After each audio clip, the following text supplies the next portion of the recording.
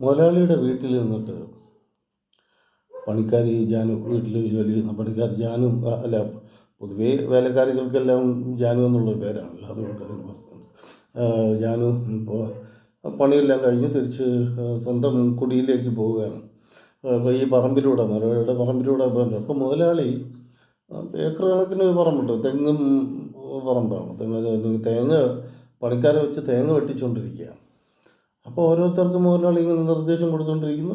അപ്പം തേങ്ങ കൂട്ടം കൂട്ടമായിട്ടിരിക്കട്ടെ കണ്ടപ്പോൾ ഈ ജാനുവിനൊരാഗ്രഹം, മുതലാളി 2 തേങ്ങ എടുത്തോട്ടാന്ന് ചമ്മന്തി അരയ്ക്കാനാണ്. മുതലാളി 2 തേങ്ങ എടുത്തു. എവിടെ മുതലാളി എപ്പോഴും ശങ്കര അപ്പോൾ തേങ്ങ 2 കൊല വെട്ടിയിട്ടിട്ട് ഓല മടലും അത് മറ്റേ ഭൂമി വെച്ചിട്ട് അതെല്ലാം അങ്ങ് വലിച്ചിട്ട് ഇങ്ങനെ നിർദ്ദേശം കൊടുത്തുകൊണ്ടിരിക്കുകയാണ്. അപ്പോൾ മുതലാളി അത് ശ്രദ്ധിച്ചിരുന്നു. അപ്പം പണിക്കാർ ജാനു പിന്നെയും ചോദിച്ചു. മുതലാളി 2 തേങ്ങ കേട്ടില്ല, മുതലാളി കേൾക്കുന്നില്ല. അവന് ഒരു പടി താഴോട്ട് ഇറങ്ങി ജാനു.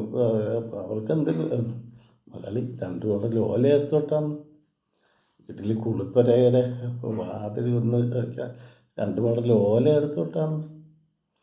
അത് മുതലാളി കേട്ടില്ല. മുതലാളി അപ്പോഴും ആ ഒരു ഇതിൽ നിൽക്കുകയാണ്. അല്ല, ഞാൻ വീണ്ടും ഒരു മുതലാളി ഇത്തിരി കൊതുമ്പ് ചുട്ട് എടുത്തോട്ടെ,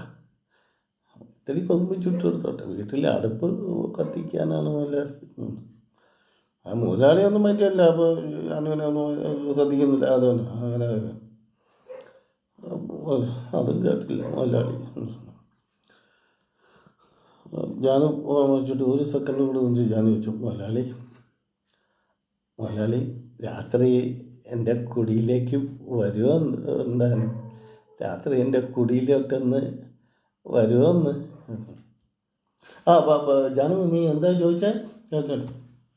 മുതലാളി അത് കേട്ട് മുതലാളി അത് കേട്ട്.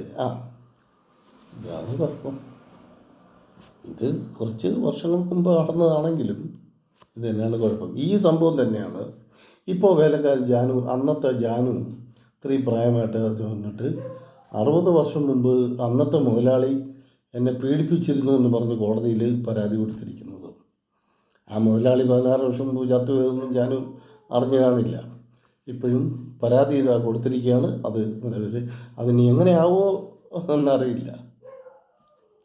എങ്ങനെയായിരുന്നാലും നമ്മളൊക്കെ ഇത് വാർത്തയിലൂടെ കേൾച്ചു.